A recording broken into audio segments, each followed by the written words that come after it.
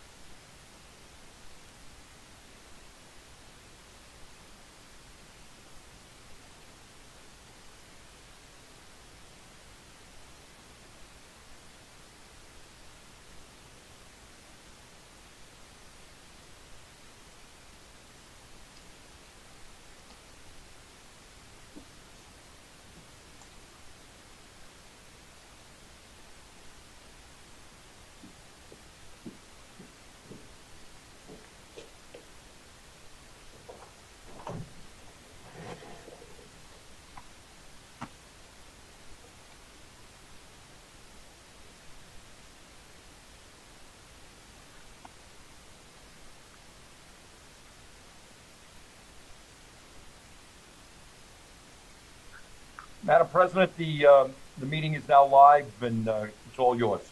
Thank you very much. Good evening. I'm reconvening the public meeting of the Coventry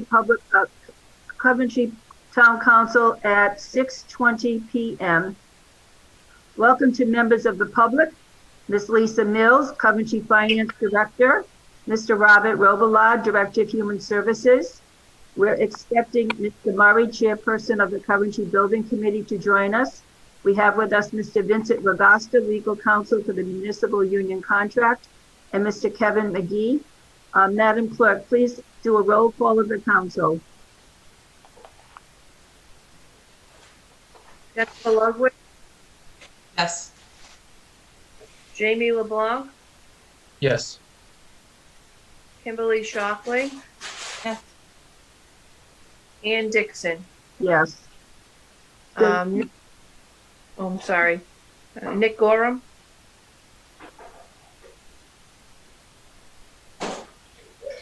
Sorry about that. I'm here. Ed Wazika. Present. Thank you. The Town Council met for Rhode Island General Law 42465A2 for a discussion on proposed collective bargaining agreement between the Town of Coventry and Local 3484, Council 94 for the period January 1st, 2020 through December 31st, 2022. Do I have a motion to adjourn the executive session at 6:22? I'll make a motion. Do I have a second? I'll second it. Madam Clerk, roll call, please. Jen Ludwig, Yes. Jamie LeBlanc, Yes. Kimberly Shockley, Yes.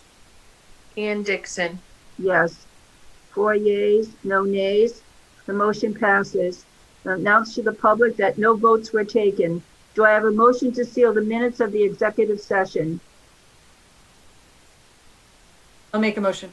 Thank you. May I have a second? Second. Madam Clerk, a roll call vote, please. Jennifer Ludwig, Yes. Jamie LeBlanc, Yes. Kimberly Shockley, Yes. Ann Dixon. Yes. 4 yeas, no nays. The motion passes. Thank you. We are now in agenda item A1. Please stand for the Pledge of Allegiance. Ms. Ludwig, would you please lead us in the pledge? I pledge allegiance to the flag of the United States of America and to the republic for which it stands, one nation, under God, indivisible, with liberty and justice for all. Thank you. You may be seated.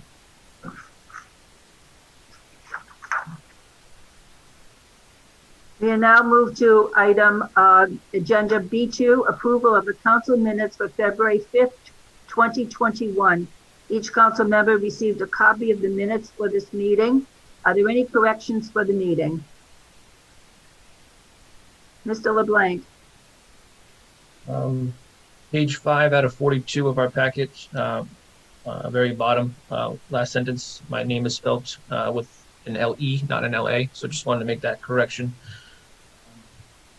Also had on page 7 out of 42, it says public comment was closed as no additional members of the public came forward.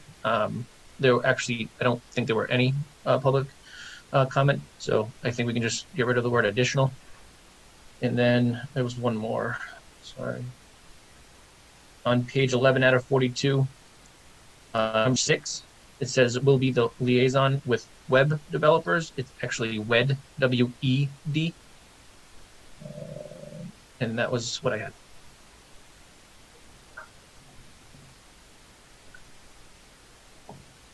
I would just make a little change to what you said, Mr. LeBlanc. Web developers should be changed to wind energy development. That refers to the WED Corporation. Understood, the acronym. Is that okay? That works. Okay, thank you. Are there any other corrections by any other members of the council? Thank you. Do I have a motion to approve the amended minutes for February 5th, 2021? I'll make the motion. Thank you. Do I have a second? I'll second it. Thank you. 4 ayes, no nays. The motion is approved. Oh, wait, I think we have to vote on it, right? Yeah, I don't think we approved it. I think we just made a motion. We made a motion and seconded it. Now we need the vote. Yes. I'm sorry. Madam Clerk, roll call vote. Jennifer Ludwig, Yes. Jamie LeBlanc, Sorry, yes. Kimberly Shockley, Yes. Ann Dixon. Yes. 4 yeas, no nays. Motion is approved. Thank you. Now move to Madam Chair, if I may ask a question of Nick. Yes. Nick, do we need to do a roll call vote on all these, or can we simply do the way we do it normally? If I'm not mistaken, I think the COVID directive requires it. I can check on that, but I'm pretty sure it has to be roll call. That was one of the compromises for the emergency order. Okay. Thank you for asking the question, and Mr. Gorham can get back to us. Okay, next, agenda item C3, Council President announcements. We'd like to announce that on Saturday, March 13th, 2021, there will be a Coventry Town Hall on a budget preparation. And I'm going to ask Mr. Wazika to speak about this presentation. Madam Chair, it's going to be an open house, a Zoom open house. We're going to give the basics on the budgets, as well as be available to answer any and all questions pertaining to how the budgets are done.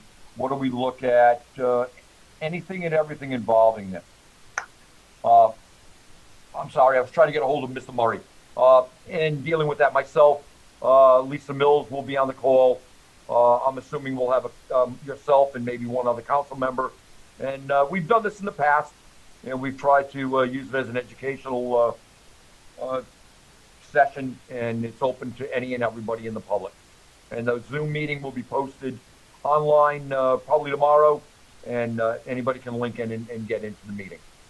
Mr. Wazika, what time are you anticipating that this meeting will start? I'm looking at a 9 o'clock start on this so we can get going. If anybody is listening on this and would like maybe a little bit later, send me an email. But we usually do those 9 to 10 o'clock. So I'm thinking 9 o'clock. And the last one we did, we ran over 2 hours. Mr. LeBlanc joined in on that one a couple of years ago. He was a non-council member at the time. And we went for a few hours. So 9 o'clock, I think, is a good start time. Everybody get going in the morning, and then we'll take it as long as we need to. There will be no end time on it. Okay, Mrs. Shockley. Hi, will this be recorded and people will be able to watch it on YouTube if they can't make the meeting time? Yes, we can. We can record it and do it that way as well. Thank you. One of the reasons we're having a couple of sessions on Saturday is that at the previous meeting, Mr. LeBlanc suggested that perhaps we'd be able to engage more members of the public if we had some Saturday sessions. So we're starting with a couple of Saturday sessions so that we can make every effort to engage more members of the public. But by having it recorded, it means that it's available to anyone who wants to listen to it. So thank you, Mr. LeBlanc, for that suggestion to us. Okay, any other questions about what Mr. Wazika has in mind for this? If anyone would like to, the council would like to participate with us on this session, please do send me an email and let me know. Next, on Saturday, March 27th, we're going to have a presentation and discussion of the Town of Coventry sewer program. Mr. Wazika, I'd like to ask you to speak on this, please. Yes, this is going to be a high-level history event. We're going to go over the start of the whole sewer enterprise fund, how it began, where it began. I've got a pretty extensive documentation on all of it. I wasn't around when all of this took place, but we've got a pretty good setup. We're going to go through that, and all the way up to its present condition, where we are, what recommendations from the Auditor General have been met, which ones need to be met, and just an overall question and answer again from the citizens. This one I'm looking at probably starting at 10 o'clock. maybe a little bit later on that Saturday. I've got some other things going first thing in the morning, unless of course someone wants to go to a different time. And again, send me an email if you'd like to see something different. And again, it's going to be open-ended. There'll be no closed time, and we will go through and be available. I know I'm anticipating a tax collector who has an extensive background in it. I'm also looking at some other individuals that will be involved, and this will as well will be posted on the website with the info on it, as well as social media. I'm planning on at least Ms. Ludwig being there from the council, and I don't know who else at this point. But I'll leave that up to the council. Again, our limit is 2, and we need to keep it at that to make sure we don't have a violation.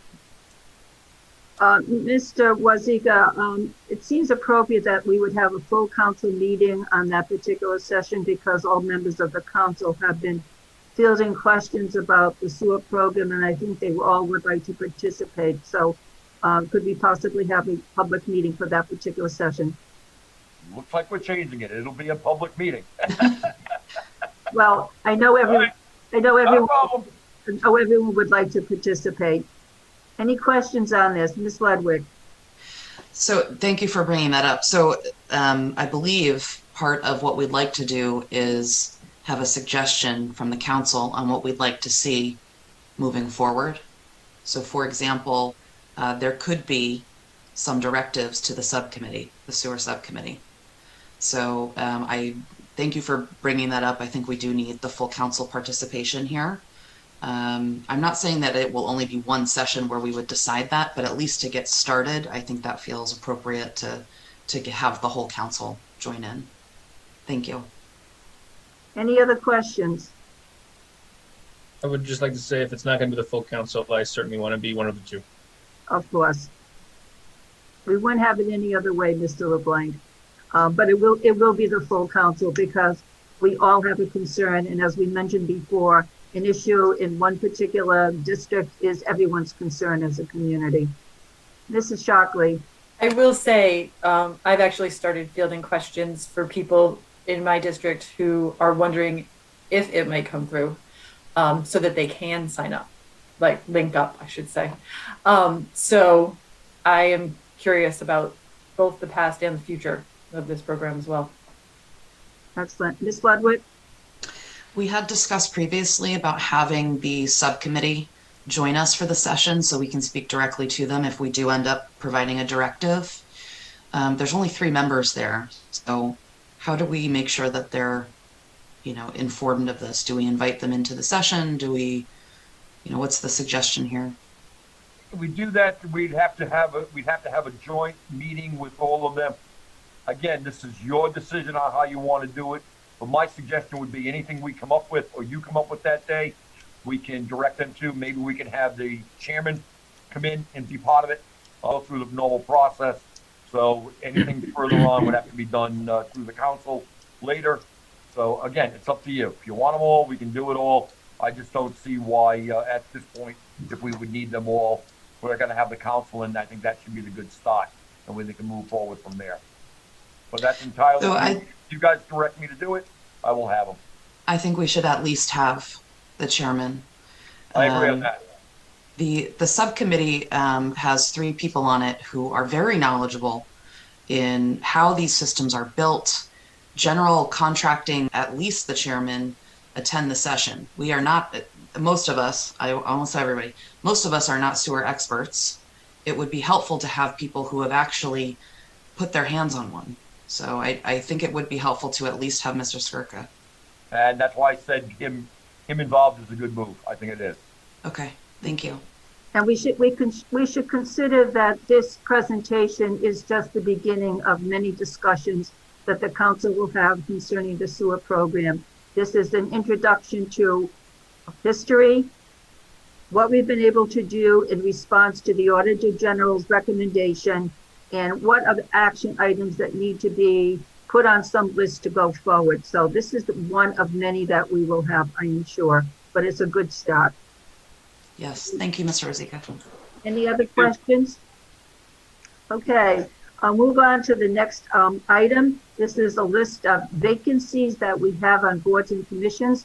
We've done a very good job as a council in receiving many applications from interested members of the community. We've been able to fill these boards and commissions as quickly as possible, and I want to announce that we do have openings for 3 members for the Conservation Commission. We did not know this when we started off the process when we had our marathon interview session. We have a need for 3 members for the Conservation Commission. This commission has not been able to meet because it does not have a quorum, so we definitely need 3 members. We also still need members for the sewer subcommittee and alternates. And so anyone can go on the website for the coventryri.org and get an application and submit it to our town clerk for consideration by the council. So just mention that we are still recruiting. We also expect to recruit members for openings for other boards and commissions that will open up in the May-June timeframe. For July 1st, 2020 to December 31st, 2020.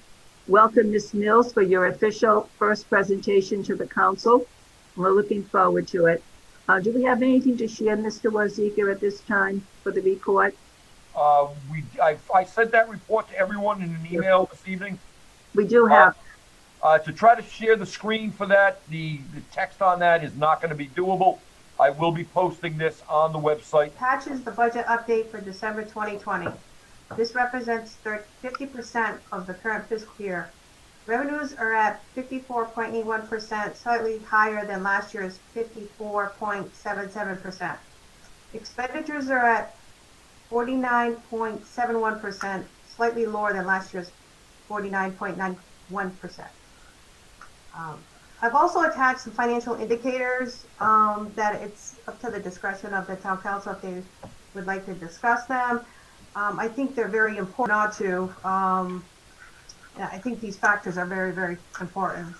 I'm not sure if you'd like me to open it up for questions, or do you want me to go through these line items, or what would you like me to do, Madam President?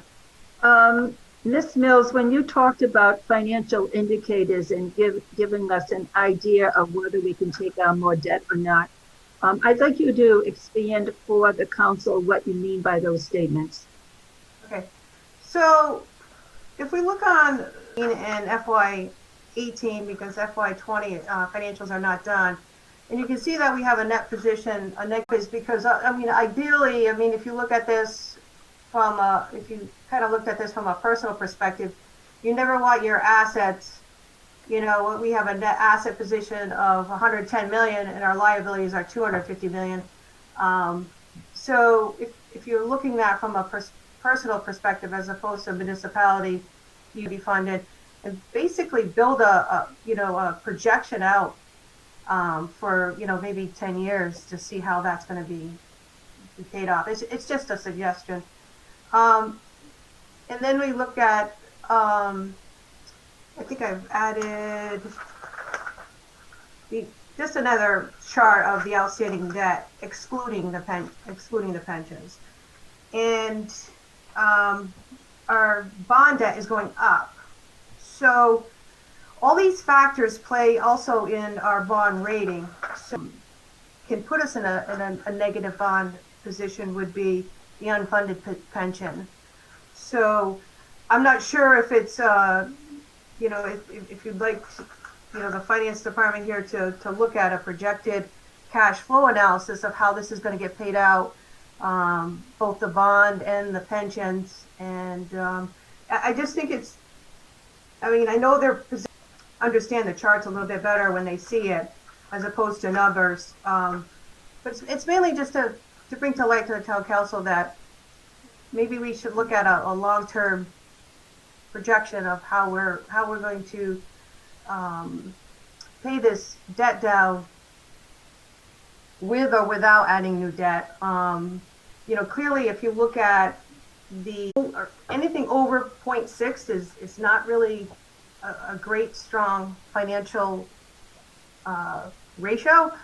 So maybe we can look at something to reduce these. I know last year you didn't we didn't have an increase in taxes. I think that actually hurts us because now we're we're playing with last year's budget and we don't have we're basically depleting prior assets and we're not getting the funding for the current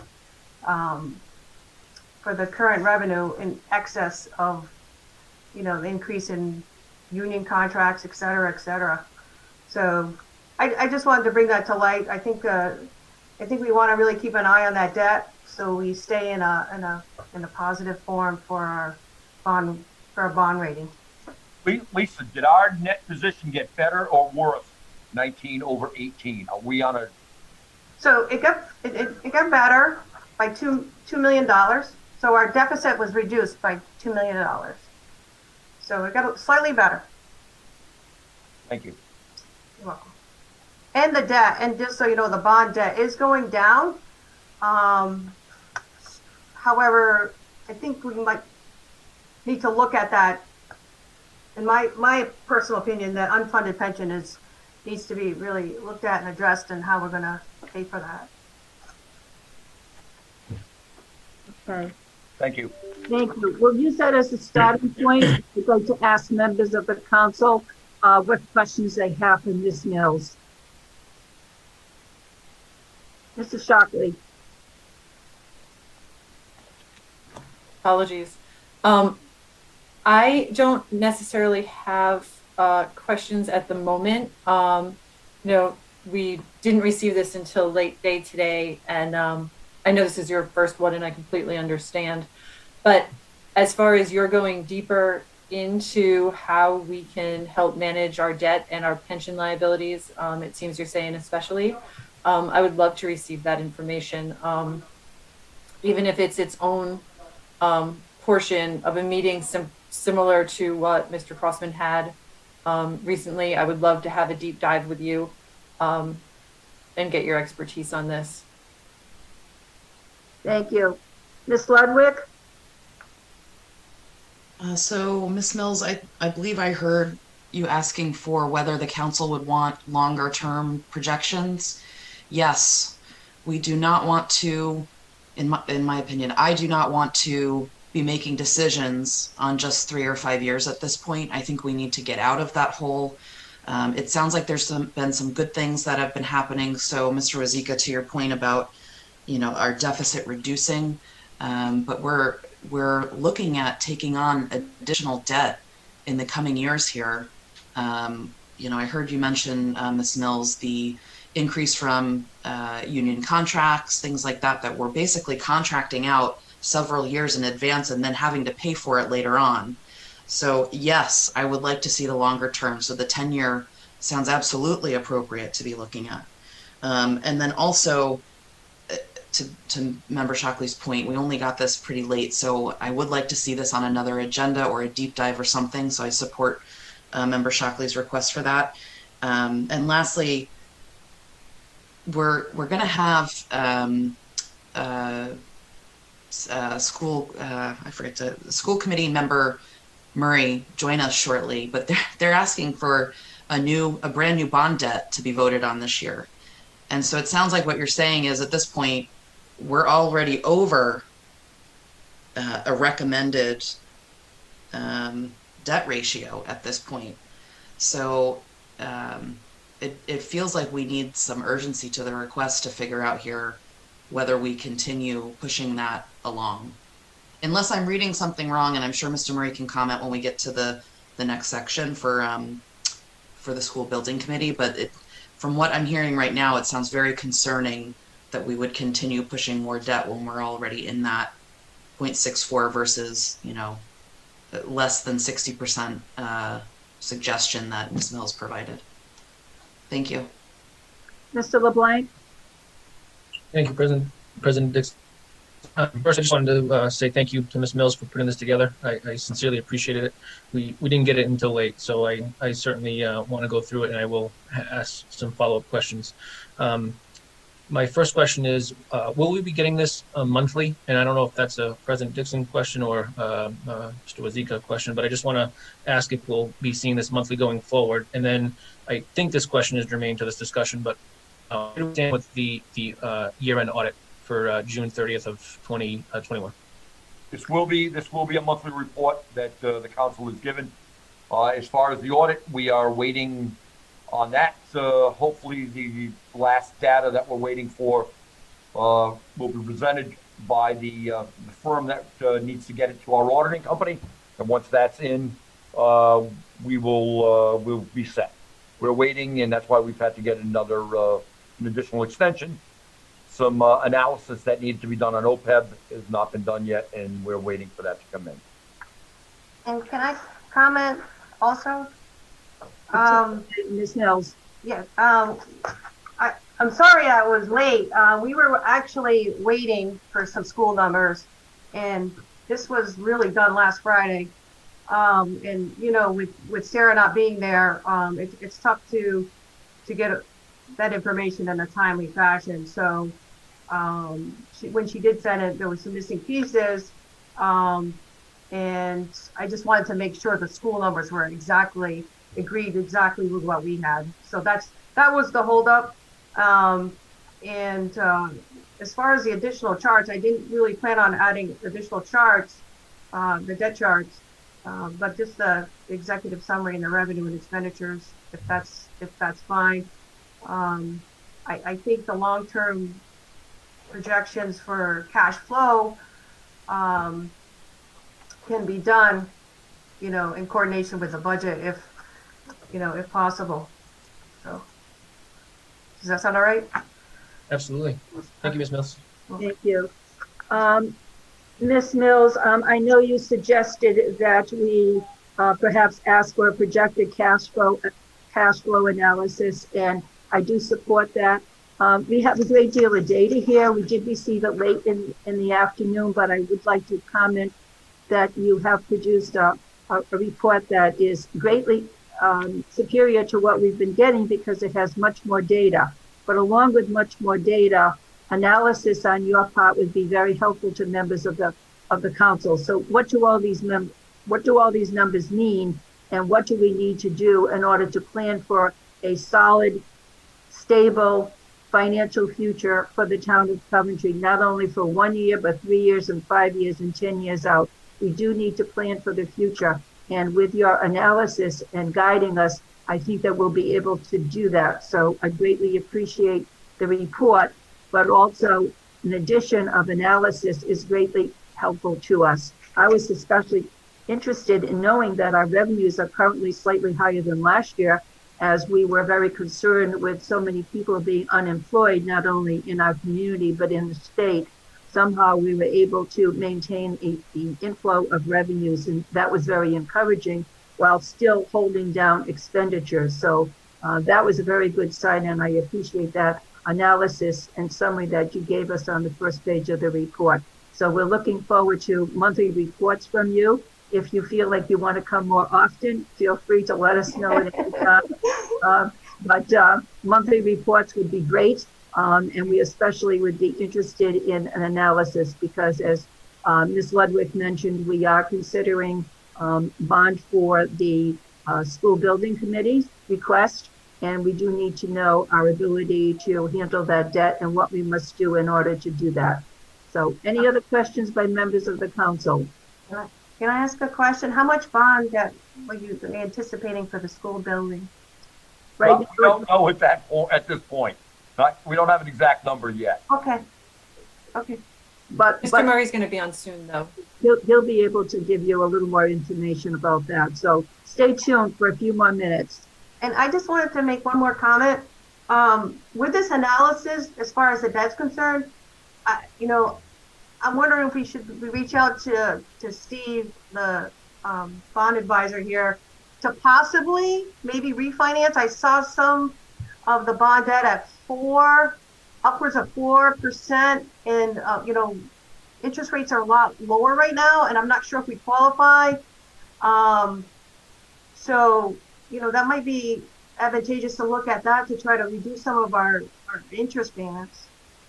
Lisa, you and I can talk about that tomorrow and Okay. get that started if there's a possibility. Okay. John looked at it several months ago, and the cost of the new issuance was going to wipe out a lot of the anticipated savings, so we didn't back then.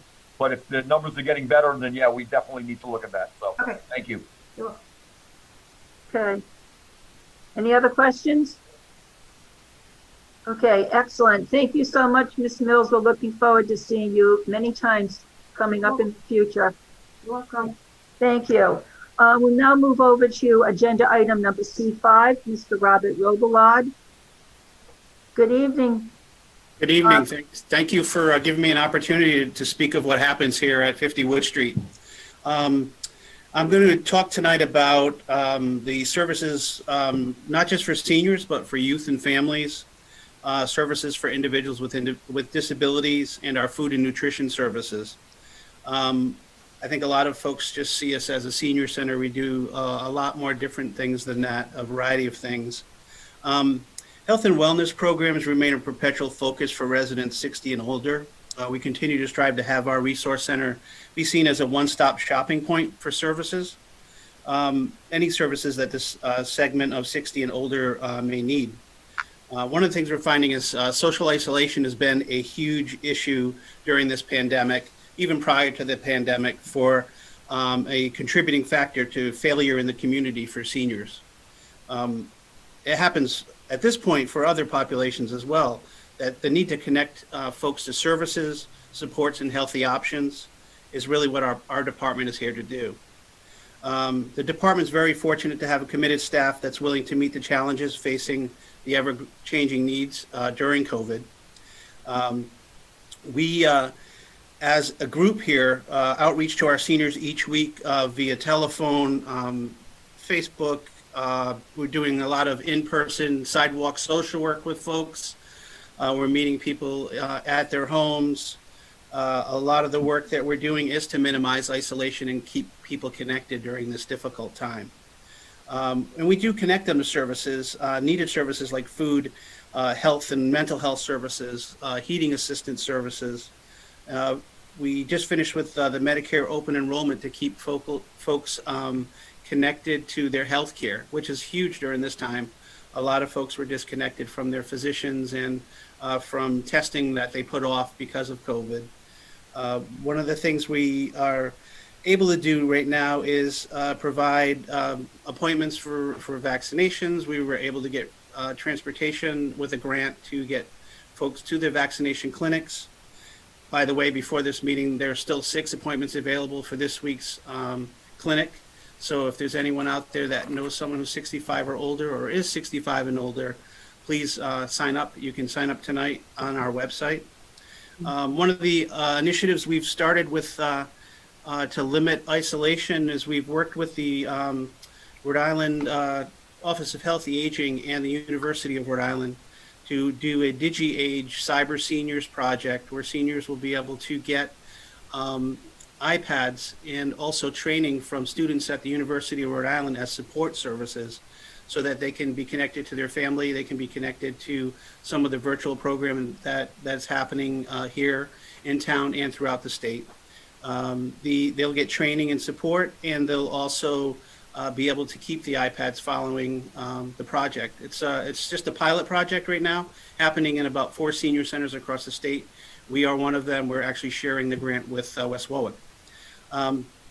So I'm also presently the current president of Rhode Island Senior Center Directors Association, where we are constantly advocating for our seniors to receive the best services possible.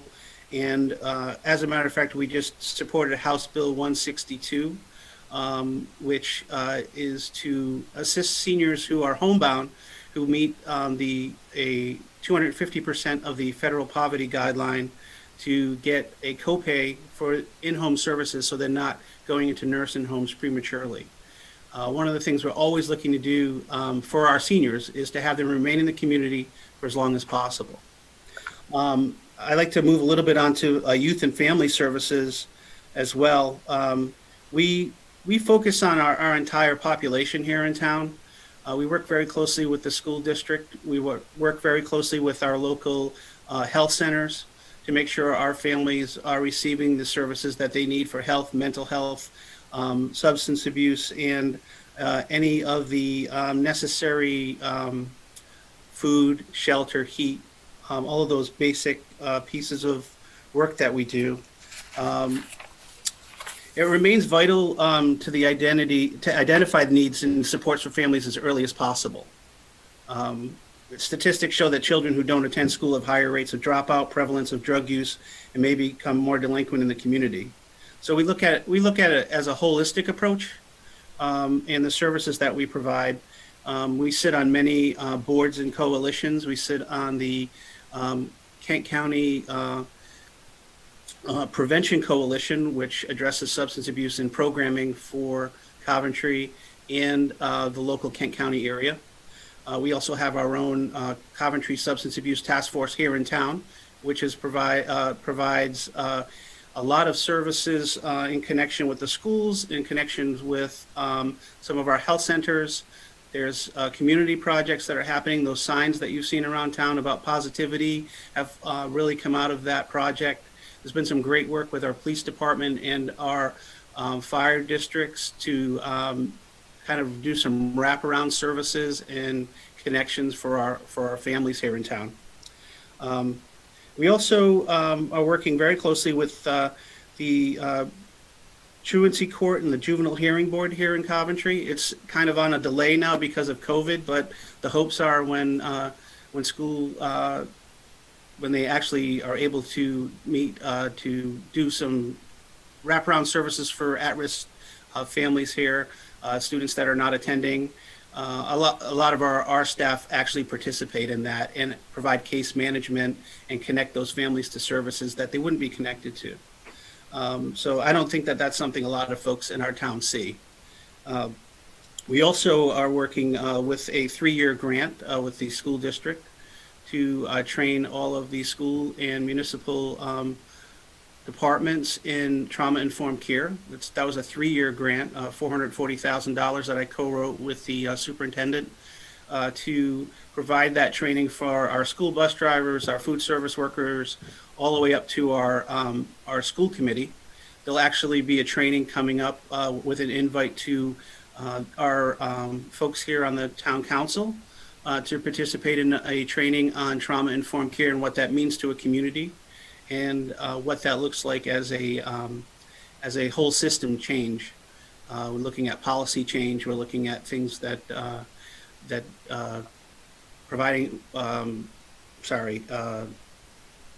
providing resources. We've done some groups with families that are participating in the elementary level and middle school for supporting them during COVID.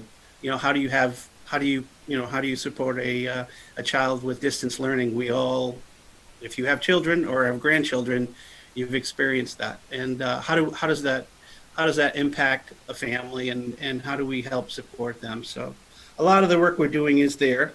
It is a very multifaceted building. We have our food bank, which is licensed by the state community food bank, which is located at MacArthur Boulevard. We had that move-in house here during COVID so that we could service as many people as we could because of the limited contact. We were able to service a great deal of folks during the pandemic. I looked at our statistics, as of April 1st, excuse me, of this past year, we serviced, since up till this past week, 9,794 individuals with Meals on Wheels. We serviced 2,500 plus people with drive-up emergency food here with our food bank. We also were able to, we have a contract with Blackstone Health where we were able to do a grab-and-go lunches for seniors who had previously participated in our hot lunch program here at the center, and did about 2,355 of those grab-and-go lunches to serve our seniors in the community. Our food bank receives donations in the form of food as well as cash donations to meet these basic human needs. We were probably servicing about 500 people per month when our food bank was open before COVID, and about 2/3 of those folks that utilized our food bank have children. So we see that the impact of the food insecurity is a really big part of the work that we're doing as well. We run the community garden across from Town Hall. Everything that's grown there is actually organically grown. Volunteers basically run the day-to-day operations, and they are all they are all master gardeners, the leads. But we have 4-H, Boy Scouts, Girl Scouts. We have people that actually receive services from our food bank, volunteering there over the summer, and that's a great opportunity. We've done this is the 11th year that's been in place. And all the produce that goes there goes directly to our seniors and to our food bank to feed our families here in town. We also provide services for individuals with developmental disabilities. We have a program here that's been part of our senior center for about 30 years now called Project Friends. It is a licensed program for individuals with developmental disabilities. We're licensed by the state of Rhode Island. And we are part of a group of providers. There's 32 providers within one program that we sit with called the Community Provider Network of Rhode Island. And what we do is we provide full day support services here at the Senior Center and community support services. And we also do job development and wraparound family services for those folks as well. And that particular program is licensed and paid for by the Department of Behavioral Health and hospitals. We have started that program in 1990, and that program has grown to about 25 people at this point. We are actively working with transition at the high school to have students that are moving on from the special education program there into the community, have that support be part of their. You should be able to stay strong for folks and their families have the support that they need to have successful adults, and community participation is a huge part of that. I can tell you our other departments, the Department of Public Works and the Department of Recreation, have been huge supports in making sure that program has been successful. Our police department as well has been a huge resource in making sure some of our folks have opportunities for employment. So it's actually been working funding to support the programs that we have here. We are successfully got a variety of grants to maintain a lot of the programs. We community connection piece, growing the initial plants and getting horticultural therapy, a great benefit for folks, and have those plants go to our community garden, ultimately feed our neighbors in need. So a lot of the work that we do is with the Office of Healthy Eaters. Other folks that need to speak this evening. So I will give you a full written report. You'll have that tomorrow. I don't know Okay, if you have any questions? thank you. There are always questions, Mr. Robillard, always. Something, what, do you mind just repeating what the, what that was for and how can that be made? Well, one of the, if you're talking, I think you might be talking about the food bank and donations that we received for the food bank. We actually get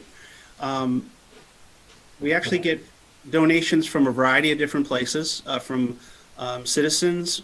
We actually have a drop-off here where folks can drop off food if they want to donate it.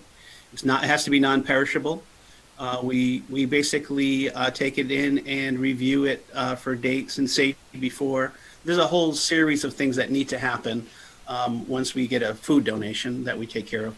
But we also accept cash donations because it helps us purchase food from our state food bank. It also helps us purchase any of the extra things that we can get for folks. We have donations from some of our local businesses as well, like Stop and Shop and BJ's, where we're able to give out that food to our folks that need it. So.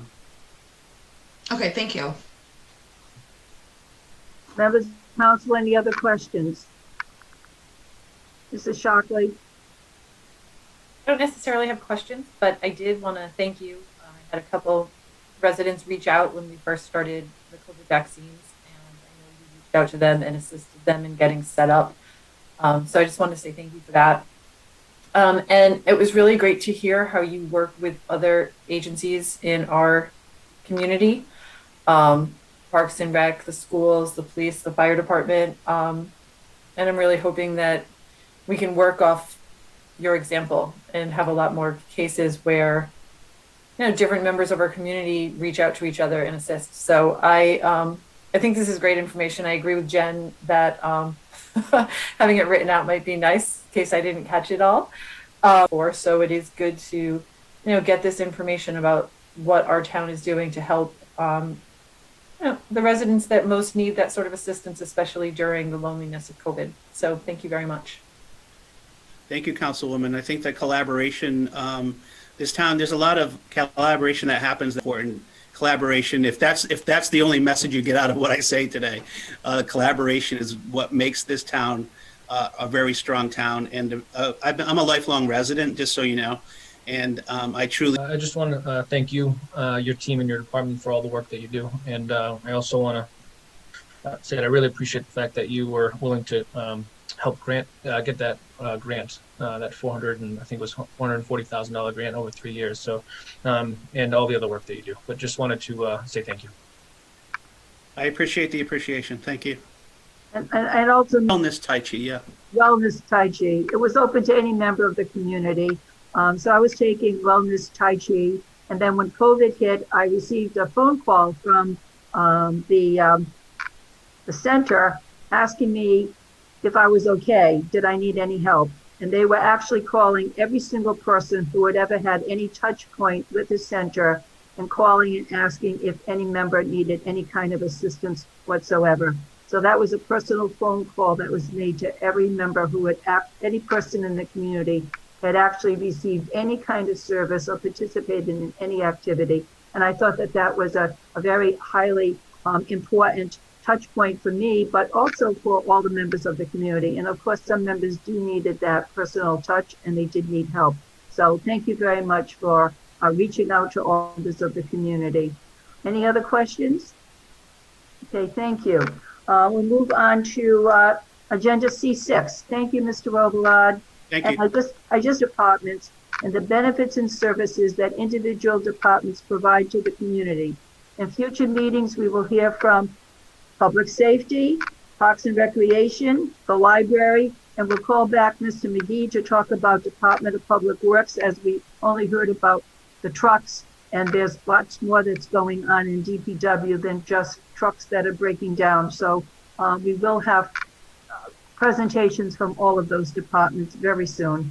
So thank you. Welcome, Mr. Luke Murray, Chairperson of the Coventry Building Committee. We're ready for an update. Thank you. You have it, sir. All right, thank you. All right, does everyone see that PowerPoint? Yes. He's shaking heads. Thank you. I'm just going to try to keep it brief, but I'll be certain to answer any questions you may have tonight to give you a quick update on what we've done to date over the past month since I gave my last presentation.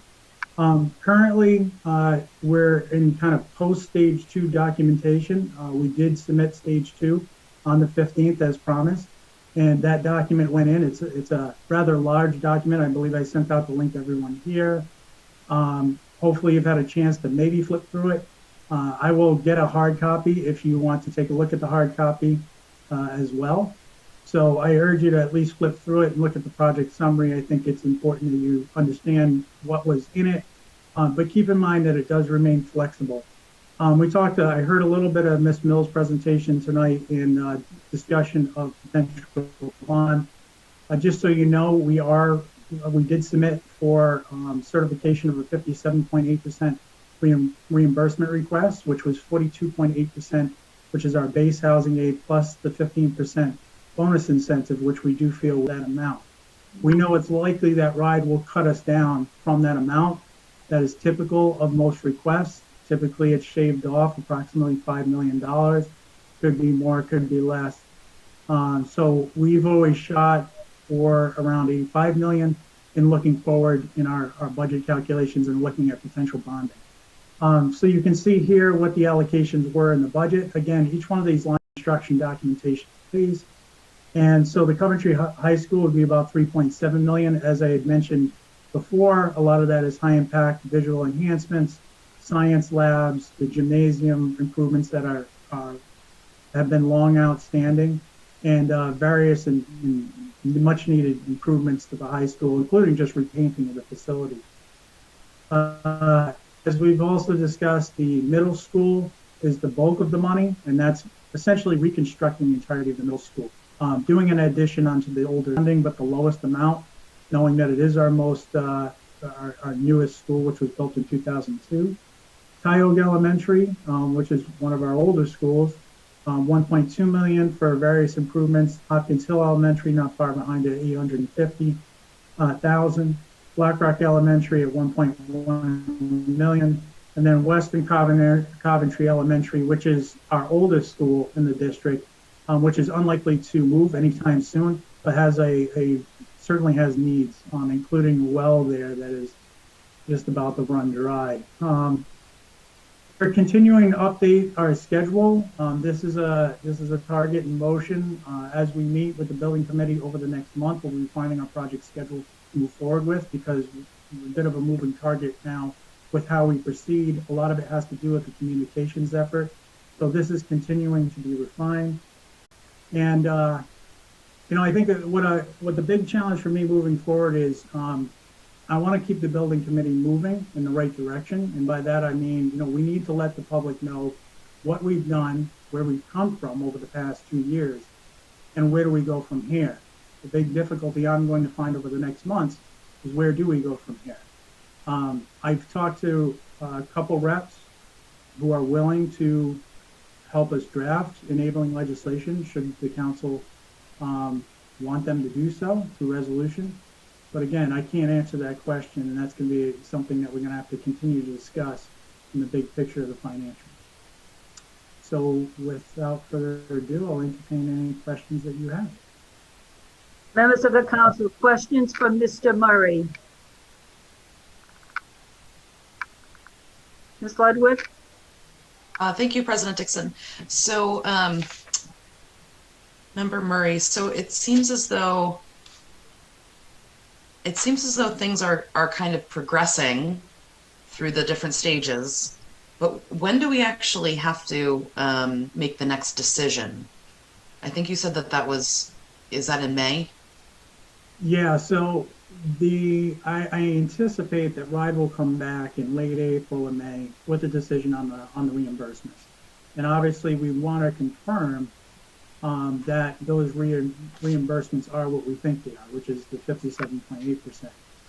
Obviously anything less than that is going to have to be part of the discussion, right? The drop dead for a decision, I would say, would be in the June. The legislative session's ongoing. Anything I believe put forth on behalf of the town doesn't count towards the typical deadline for the legislator to put in. So the enabling legislation could be put in through June, but that's the budget cycle for the state. So certainly don't want to put too much in the mix on that if we were to submit something for consideration. Mr. Gorham? Thank you, Madam President.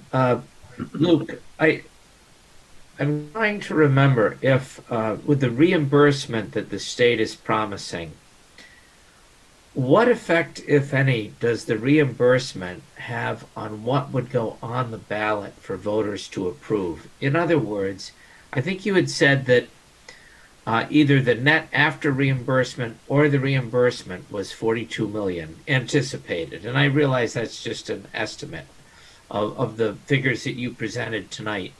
So if that's the case, what would go on the ballot? Would it be the full amount before reimbursement?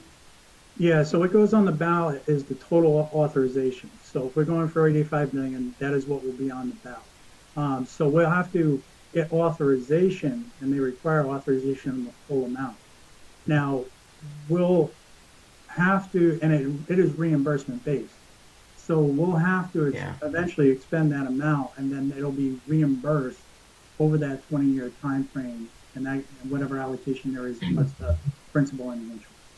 So the reimbursement payments are after we make the payment, the yearly interest payment. I think that's how I remember it from previous, inducements by the state for this type of project. Yeah, with exception of there is what's called a pay-go amount of Yeah. 15% of our base aid reimbursement percentage. That's how it's calculated. So I believe, I'm just looking at my my spreadsheet here, but I think it was around $7 million in 7.7 million in pay-go. That's up front. That effectively could even be issued directly from the state for invoice, which effectively is the approximate cost of the improvements at all the other schools less the middle school. So all the short-term work can be done as pay-go amount, which is all our upfront work through 2023.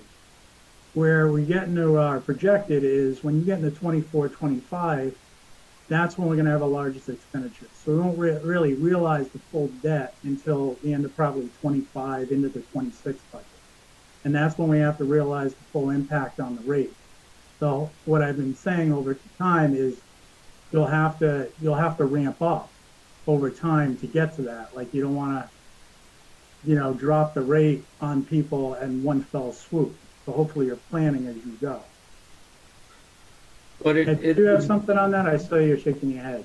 Well, no, I mean, just like with the police building and DHS building, you're going to have to draw down a substantial amount initially to give to the contractor on your initial payment on that. And we'll be paying the debt service on that at that point, but won't be eligible for reimbursement until the entire amount is actually put out there. So the first year or two, when we're still going to be spending some substantial amount, there's going to be no reimbursement on that until the entire amount is borrowed and drawn down on. Well, yes and no. So the pay-go can be directly paid to the contractor. So the $7 million up front. I'm not talking And about then the we pay-go. probably take bands in short-term rates. So bond anticipation notes, which are 1 year, and you only pay on the principal. You're not carrying the interest. So there's ways around that, and that's why it's not for tonight. It needs to be part of a larger conversation, including Ms. Mills and Steve Massaroni and the financial people, on how this would be rolled out in the larger context, and can it be done? And if it can be done, how is it smartly done? Because right now, the other risk that I see and concern is, with the bond anticipation note, is interest rates are extraordinarily low right now. It's likely to go up over time. So what do you lock in now versus in 3 to 5 years?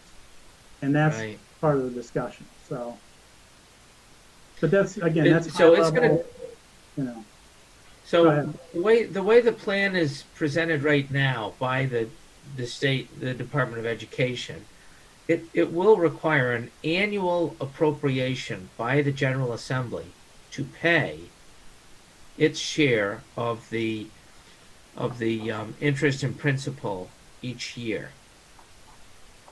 Is that a question or a statement? Yeah, well, I think, yeah, I guess it is. It's a question. I think that's how it's going to work, but I'm curious if you're. I have to talk to bond counsel on that. I don't know if they're affirming anything. I know that we're automatically through our legislation and RIDE, as far as their calculations and the formulas, eligible for that 42.8. What gets iffy is the extra 15%. So what they've done is, I've talked to Joe Da Silva about that. He's willing to issue a letter from RIDE affirming that we would get the 15. But the Department of Education gets its money from Multiple schools going, is there overages already in the bond amount that you're going to propose? Not to the stage 3 level, but you have to be at a precision to be able to cost estimate relatively close.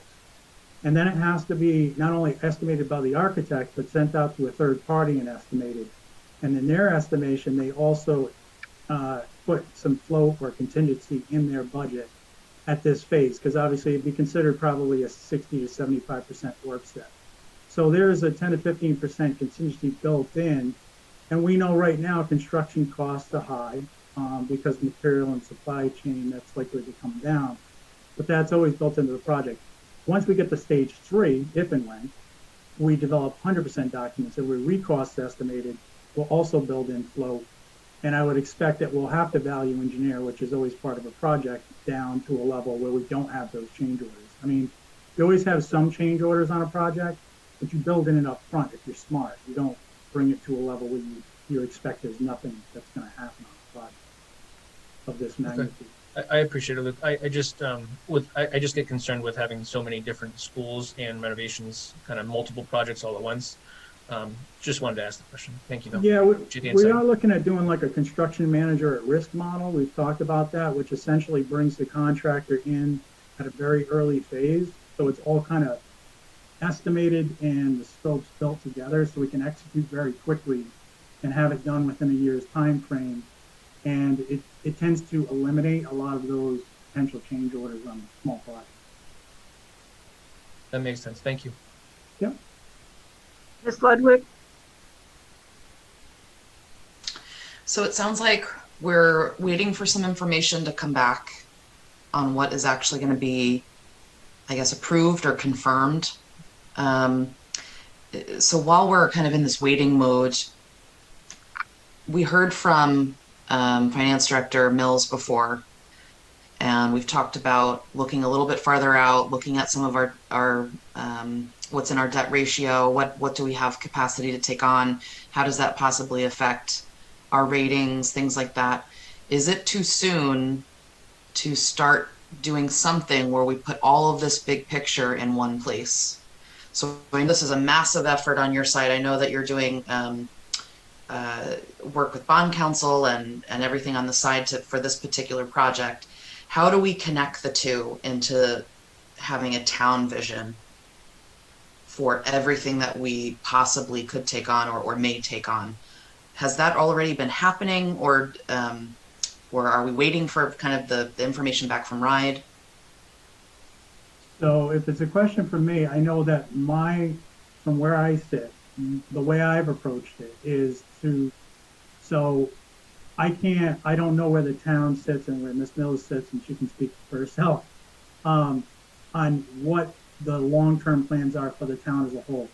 I can say I'm more than willing to work as the school building committee chair with the town to provide our piece of the puzzle and see how it fits in and see if there's any way creatively we can make it move forward. And that's the start of that discussion is this week. Okay. So maybe in line with that then, to put together as well.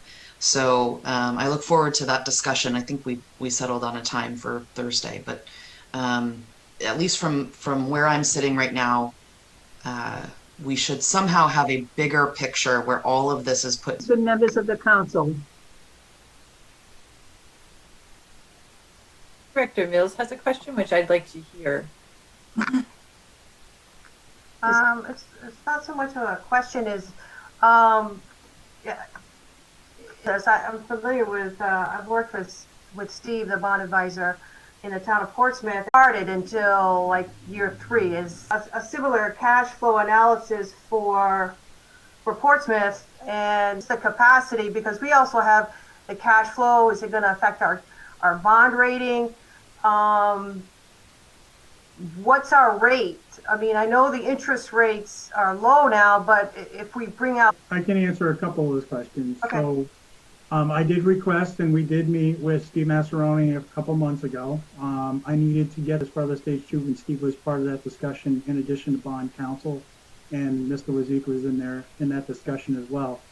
He followed up. I can provide you, I'm sure Ed can provide you with the analysis that he did on a couple different, the base reimbursement, apply some additional monies for reimbursement for some upfits at some of the elementary schools.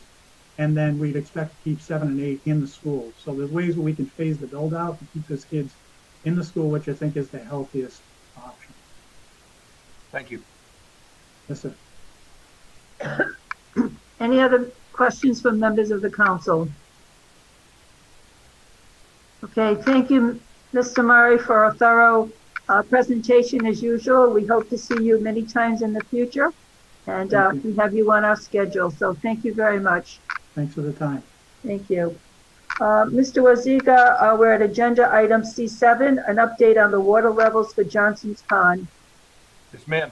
As of today, we had 36 inches below the spillway. We also had an average flow of about 199 CFS during the day today. On 3-2, we had a level of 26 inches. So the water level's actually going down about 10 inches in about a week, but that's normal because we had that heavy rain prior about a week and a half, 2 weeks ago. In conversation, Kevin McGee had a conversation with the long-term gatekeeper, and where we are right now is where we pretty much are for the last 20 years. We are right in line with where we should be. The water levels are right in line. They're still in compliance with the lease, so they're not out of compliance. It's in compliance, and it is right in line where the last 20 years or so has been at this time of the year. So we are maintaining a watch on this, and I will keep the council advised on any pertinent changes on that while we work in the background on the other things on this whole project. And this is an ongoing, and we have many conversations and working on this several times a week. So this is ongoing and isn't anywhere near the end. Thank you. Members of the council, any questions on water level report? Mrs. Shockley? Hi, thank you. I just want to make sure I understand. So you're saying the water levels were higher a couple of weeks ago because it had just rained and they've possibly naturally gone down? Well, the gate's open, so what happened to that thing? We were there the other day during an inspection, and we watched the flow coming out. It's coming out good. So yes, it's dropped over the last week or so, but that was to be expected. That's a normal occurrence when we have after a heavy rain, and then it drops because of where the gate levels are set right now. And again, it's right in line with where it should be at this time of the year. So okay. I've got no concern at this point. Thank you. Any other questions? All right, ready to move on to item D1. Approval of the collective bargaining agreement between the town of Coventry, local 3484, council 95, for the period January 1st, 2020. It should be council 94, excuse me. For the period January 1st, 2020 through December 31st, 2022, reference page 15. Madam Clerk, please read the resolution.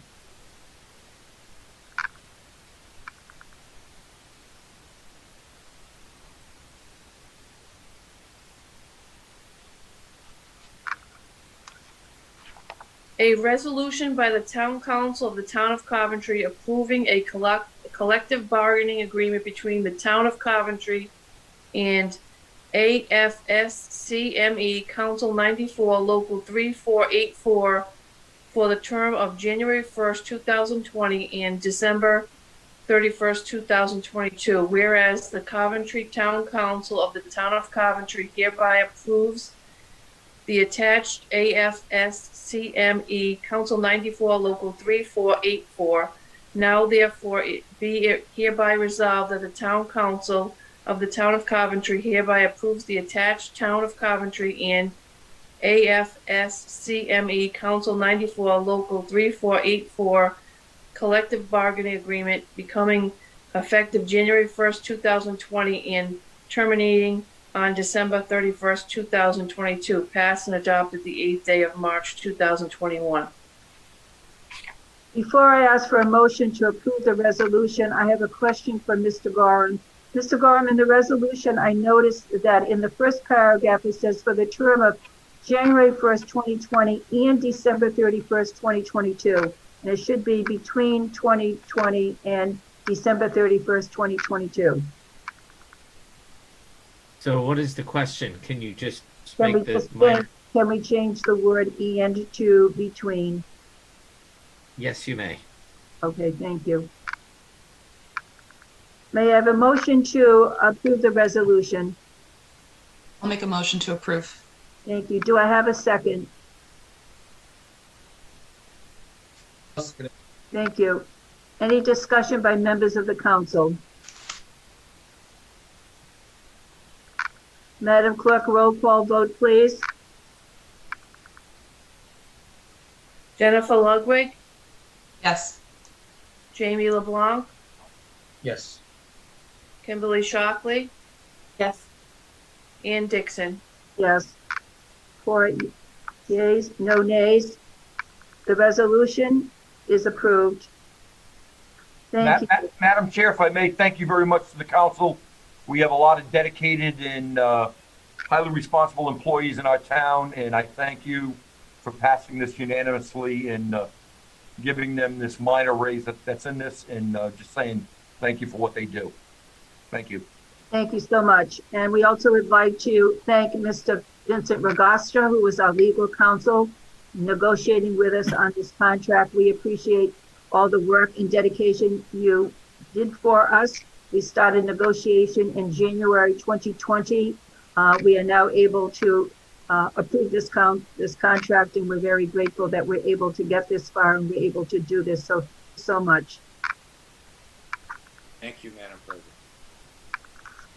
Okay, we're now at item E1, resolution authorizing a money transfer to the Coventry Public Schools. I'm going to request that the item is tabled unless there's an objection for the council. Mr. LeBlanc. Can I just ask why you're tabling it? We are tabling it because the resolution is still being examined and then the council really needs more time. If you do not wish to table the resolution, I have been advised by legal counsel that we are not able to increase the number, but we have to work with the number that is on the resolution. This means that we can work with the number that's on the resolution, and if the council so wishes, we can have an agenda item in a future meeting by which we have a resolution that would be the difference between $500,000 and $941,066.94, which is what was originally requested. Council has a choice of tabling it now or working with the number that is on the resolution and all the items that are part of the resolution, and then coming back and making some changes to the amount at a later meeting. So what's the pleasure of the council? I'd like to table it. I'll second it. Okay. Any discussion on tabling? Is there going to be another opportunity for the council to be able to discuss this? Yes, when we would schedule for the next meeting, which is the next meeting of the council. Did you ask for other discussion? Well, I mean, a true discussion before we would make a vote on this, I think is very important in open session, just to make sure that we have a clear understanding and are able to provide the school what it needs and make sure that the town is able to do so. We certainly will do so. The resolution that will go on at the next meeting will be for $941,066.94. Thank you. So at that time, you can determine what you want to do with the amount, and you can also determine any other parameters that you might place around the request. Okay. This was on the agenda a couple of meetings ago, so we did have a discussion then. We will also make sure that when we have this on the agenda again, that we will have at least Ms. Patino, chairperson of the school committee, and the superintendent of schools, Mr. Craig Levis, available to answer any more questions. Any other questions on that? Okay, thank you. Reference E2, appointments. Madam Clerk, please read the resolution.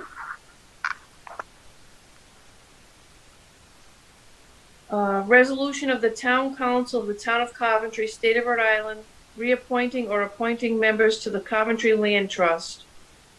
Resolved that the Town Council hereby reappoints or appoints Josh Clements, 10 Gentry Farm Drive, to an unexpired 3-year term of office expiring November 22nd, 2023.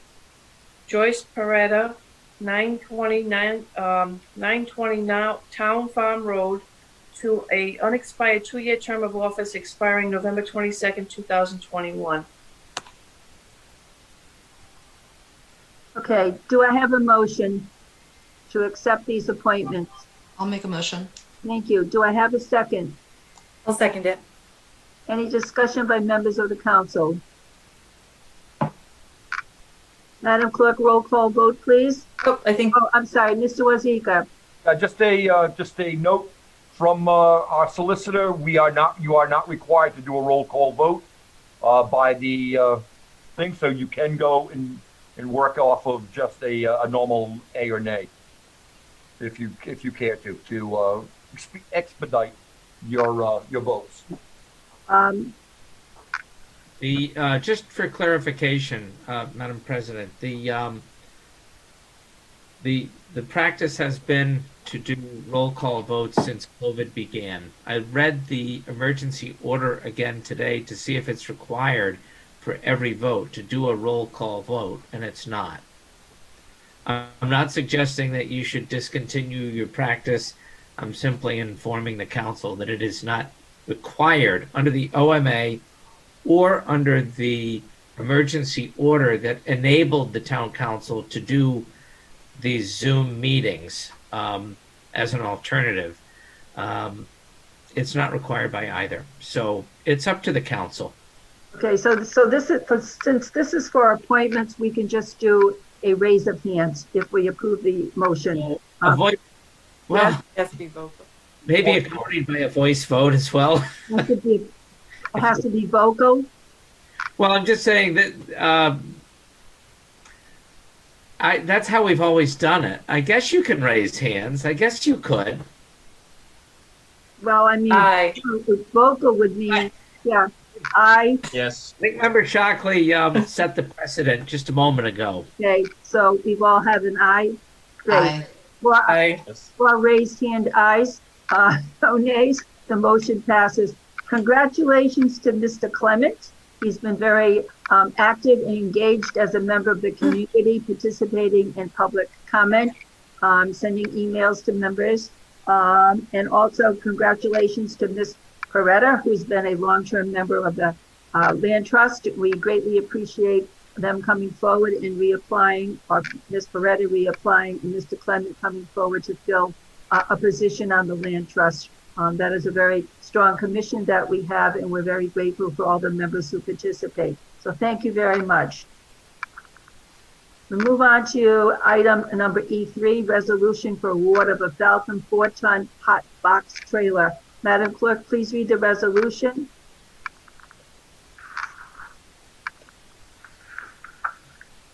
Okay. Be it resolved that the town council hereby affirms the award of a purchase contract by the town manager pursuant to Article 5, Section 10.23 of the town charter for the award of a Falcon 4-ton hot box trailer to Midwest Paving Equipment Incorporated, 757 DuPage Boulevard, Suite 2387, Glen Ellen, Illinois, a distributor for Sourcewell, formerly known as NJPA, a national purchasing group, in the amount of $29,107. This award will be funded through the Public Works scrap account and the Fair Share Development Fees account. Thank you. Do I have a motion? I'll make I'll a make the motion. motion. Thank you. I'll second the motion. Thank you. Discussion. Mrs. Shockley, we do have Mr. McGee present with us, so questions may be directed directly to him. Mrs. Great. Shockley. So it seems like we're just gonna pay for this outright from fees. Correct. This is a demo unit that we are looking at. We have a 2-ton sliding unit that we put in the back of a small dump truck. We bought it used 2 years ago. It's been extremely well received. We've been able to save money on unused asphalt at the end of the day so that we're not wasting asphalt. In the wintertime, we're able to put coal patch and have hot coal patch, believe it or not, in there so that we can adhere to the ground better. Currently, we have to take out a sander if it's happening during the middle of the winter in order to put the sliding unit in order to do some patching. This trailer will allow us to put 2 crews out, and we will leave, when we can, we will leave the sander in the one small truck and not have to take it in and out, and give us better service to be able to have less potholes on town roads especially during the wintertime. That sounds attractive. But can I also ask, is purchasing something like this outright the best way to go if you're looking to lease it, or how long the life of one of these machines? Yep. This is about a 10 to 15 year lifespan for this. Normally it's a $40,000 piece of equipment, but because it's a demo unit, they are taking off $9,000 on the price, and we're getting the Sourcewell credit of $42.58, and that's why we're looking at this at $29,000, which is almost 2/3 of what the price would normally be if we were looking at it. And we could buy it through a lease program, but it would be for a new unit only, not for a demo unit. Miss Ludwig.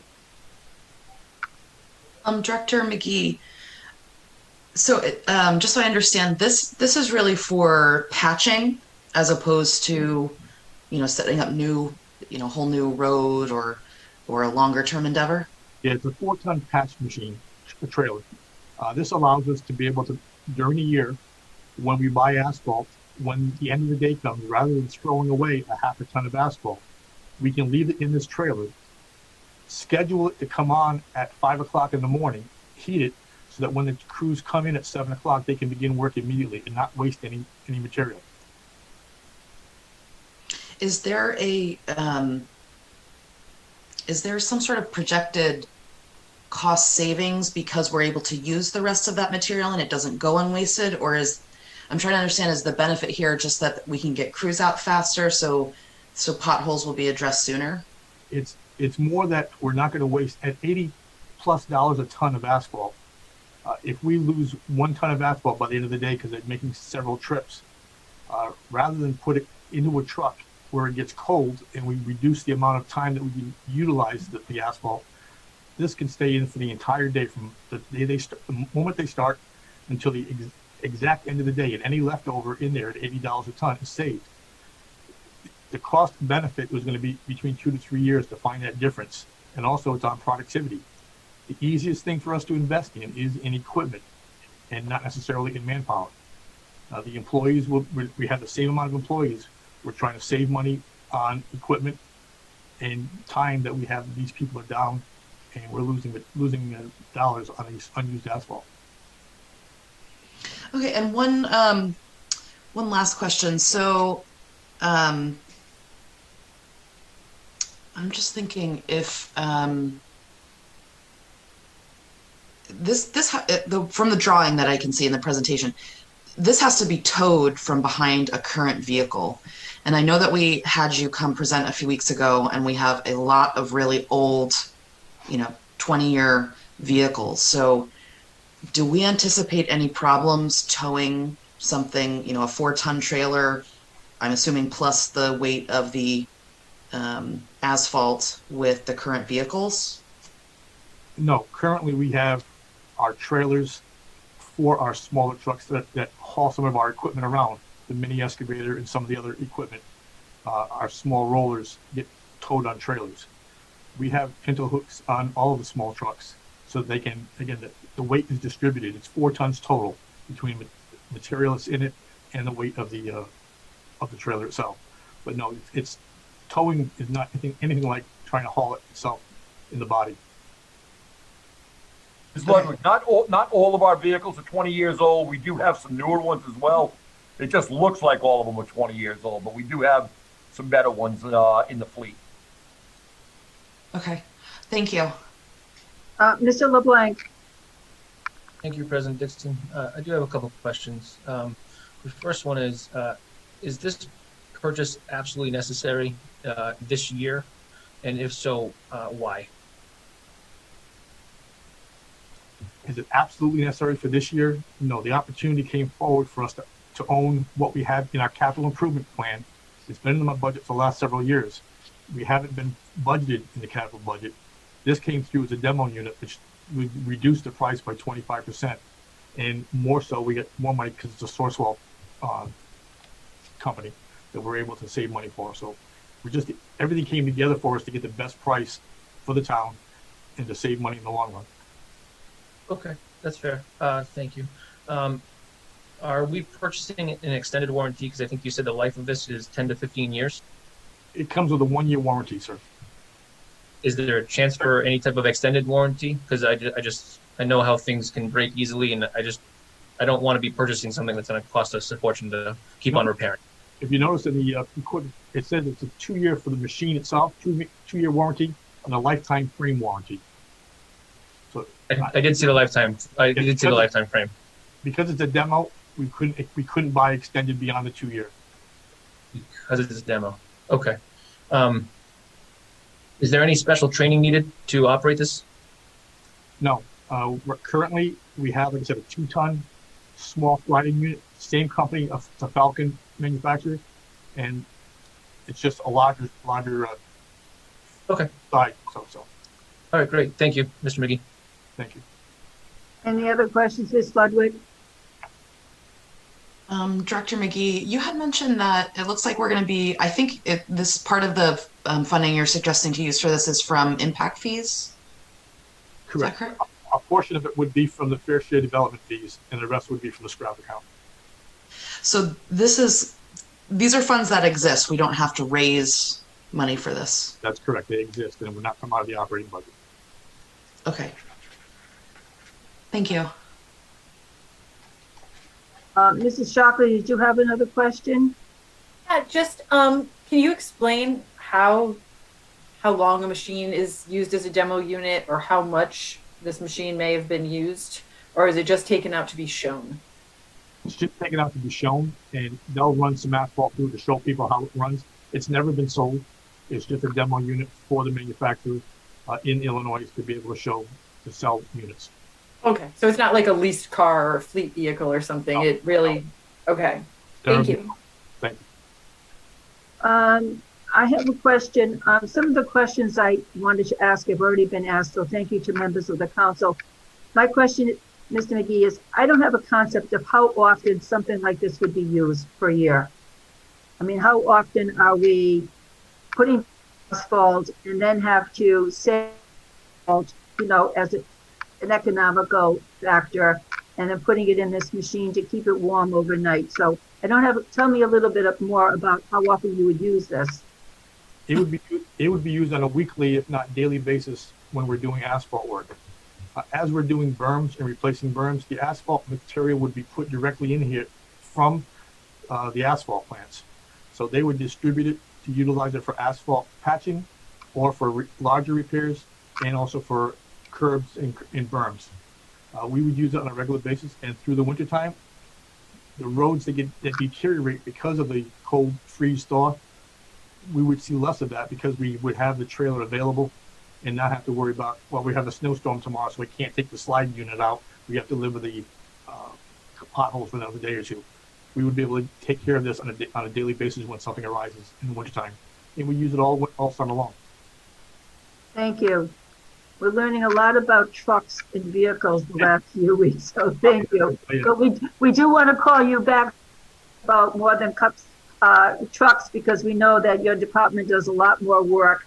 Are we ready for a vote? Okay. All right, any more discussion? All right, please raise your hand and say yes if you approve the motion. Yes. Aye. Yes, okay, 4 yeas, no nays. The motion is passed. Thank you, Mr. McGee. Thank you, Appreciate ladies and your gentlemen. time. Thank you. Kevin. Thank you. All right, agenda item E4, authorization for the town manager to engage a real estate broker. Madam Clerk, please read the resolution. Page 29. Whereas the town of Coventry, Rhode Island has the authority under the Home Rule Charter, Article 1, Section 1.04, to hold, manage, and control, and may sell, lease, and convey such property as its interest may require. Whereas the town of Coventry, Rhode Island will no longer need to utilize the former Coventry Police Station buildings and land located at 1075 Main Street, Plat 46, Lot 1, and 1065 Main Street, Plat 46, Lot 2. Whereas the interim town manager was authorized to and did issue and publish a request to bid packet for the purpose of obtaining proposals for the use and sale of the above described buildings and land. Whereas the request to bid did not result in a viable proposal for use and sale of the above described buildings and land, be it resolved by the Town Council of the Town of Coventry, Rhode Island, that the interim town manager is hereby authorized to engage the services of a professional commercial real estate brokerage firm for the purpose of obtaining proposals for the use and sale of the above described buildings and land, passed and adopted this 8th day, March 2021. Thank you. May I have a motion? I'll make that motion. Thank you. May I have a second? I'll second it. Thank you.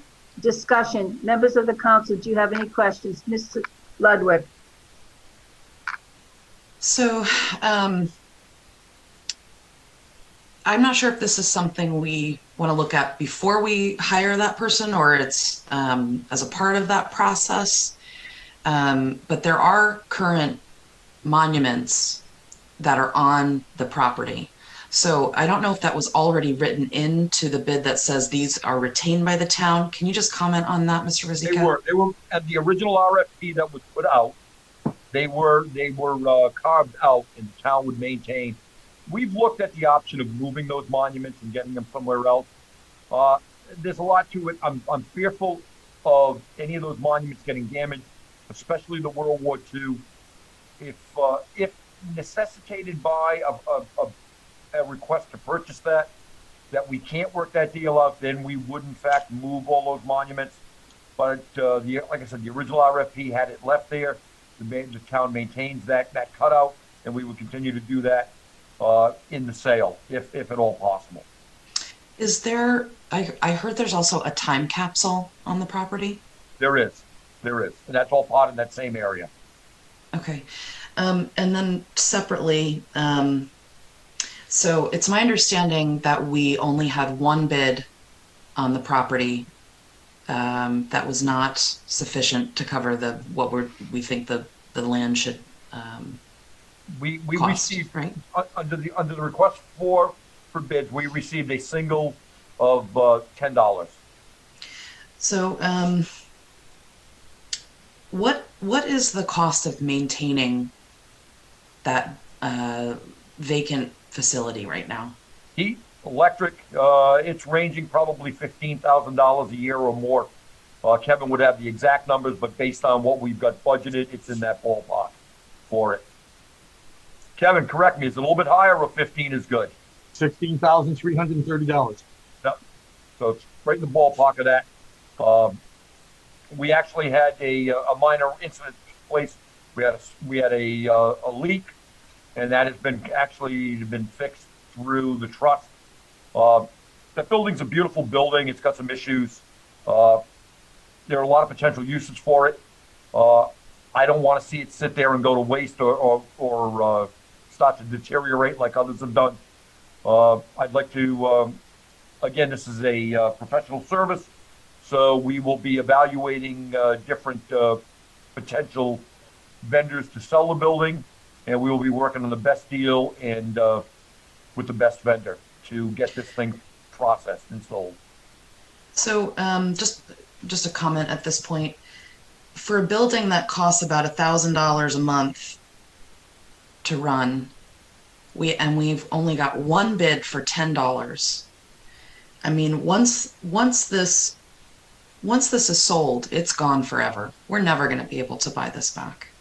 Correct. So I'm just wondering if we need any further discussion about whether we want to continue the process right now versus having another. We've looked at the reutilization of this building.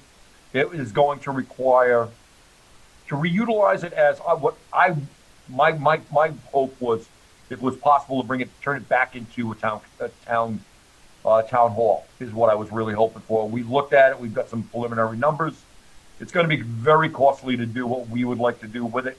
It doesn't have the capacity size-wise to do what we need to do. I mean, there are some cells still in the bottom of the building, so they make a unique situation. Nick, I noticed you want to jump in on this as well. Yeah, I understand the vice president's question, but the truth is that until you approve the sale of this property, you can continue to analyze its utility as a building. And I think it'll come down to if a buyer is found by the realtor, is the price good enough that you're willing to sell the building? It's going to come down to that no matter what. We had the building. So you do have time, is all I'm saying. Excuse me. There is time to think about it. We've had a professional analysis done of the building and its value, present value. We've had that done. As Nick says, up until we sign on the dotted line, we can do anything. The reason we're still, this hasn't come up before now, we had it in reserve in the event that we ended up having an issue with COVID and with people that were arrested by the PD. And the plan was to house them over here in this building because of the cells still being viable and not put them in the main building. We're at the point now where that is no longer necessary, so I'd like to get this moving and stop looking at reutilizing this. Put it back on the tax roll, hopefully bring something into our town that would be a benefit to the town and not let this building just start to deteriorate while we look at other options for it. Thank you. I'm sorry. Oh, go ahead, finish, Vice President. Ms. Budwick? Thanks. So that seems fine for us to have, an offline discussion. Obviously, I don't think we want to, have something where we show out the assessment on the building that we had someone come in for. I don't know if that's an individual conversation or an executive session, but I would like to see the options that were considered, and you had mentioned some sort of possible rebuilding would cost, exponential money. I would like to see some of that to help me make a decision about if we do end up getting an offer in, whether that offer is better or not as good as some of the things we're looking at. We just recently had a conversation, I think it was 1 or 2 weeks ago now, about the Byron Reed building. And I know people are asking us to, find ways to hold historical buildings, which I don't think the police station is historical necessarily, but it does have monuments. It is a town building, that type of thing. So the building was built in 1942. It's not a historical building. It's as far as the monuments, like I said, we've taken that into consideration and how we're handling that. I obviously will do what the council requests, but it's the longer we let it sit there, the more things that can go wrong, and the more we're going to have to keep putting money into something that it's not built big enough for what we want to use it for. And I'd like to get it on the tax rolls, and I would think that for the taxpayers, the best move is to get this building out there and get it potentially sold. We will set a minimum price on it. When it goes out, there will be a minimum price. So unless that value is set, it's not going out the door. So it's not going to go for a song. It's going to go for what we anticipate the value is based on the analysis that we had done. And that's going to be the bare minimum we're looking at for what we want on it. So I understand what you're saying. And I'm going to request, I want to review the information that maybe you already presented it to the last council, but I would like to see what the options were that were presented that did not seem favorable and then led to the sale of the building, so that I have a better understanding of why. It sounds like you know a lot more on this than I do. I want to get as comfortable as you are selling the building. So I don't know if that is offline, in an executive session, whatever we need to do, but I'm happy to do that. And it sounds like in parallel, Mr. Gorham mentioned, we can put it on, have some sort of commercial real estate, start the process. But I would like to do that in parallel. Ms. Ludwig, you are more than welcome to come in at any time, and we can sit down and we can go through it all. Okay, that sounds good. Thank you. Okay, Mrs. Shockley. Thank you. I just wonder, as far as once the building is sold, Is there anything that can be built in as far as what they can do with the building, what they can do with the land, or once it's sold? I mean, unless it's outside of the zoning laws, they can do what they want. Well, it's a municipal use right now. I guess that would be its historical use. So I don't want to give a formal opinion on zoning, but I think in general you're correct. They're gonna need to follow the zoning ordinance, whoever buys it. And just to clarify, But if it's zoned commercial, it could be a dollar store, as long as we approve a dollar store. yeah, I mean they would have the right, but there is a process that goes in front of the planning board called commercial site review, where the planning board does have some discretion on commercial development. You know, it's hard to make a prediction, not having any idea who might buy it. But I don't even know the zoning for that area. I think, I mean, it's a pretty commercial area, so I would imagine it's a some commercial uses are allowed there. But as far as grandfathering, it's not much of a grandfather because it was used as a police station. And I don't think anybody who buys it is going to try to use it as a police station. So just to clarify for Vice President Ludwig, what I meant to say is that under the charter, I believe it's section 314, no land can be sold until the town council votes to sell it. So you have the final say, no matter what the realtor says, no matter what is offered. Ultimately, it's going to be your decision whether or not this is something that the town council wants to sell.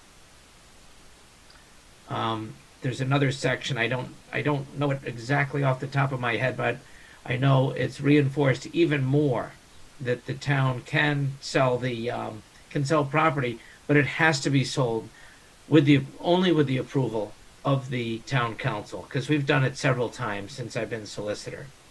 And it requires a vote. They won't get a good title if they don't have a vote from the town council. Any other questions that members of the council have? In summary, I'd just like to mention that this resolution is only to authorize the town manager to engage a real estate broker in looking at what are the possibilities for selling the property. So it's not to sell the property, it's only to engage some professional, competent help in looking at the building.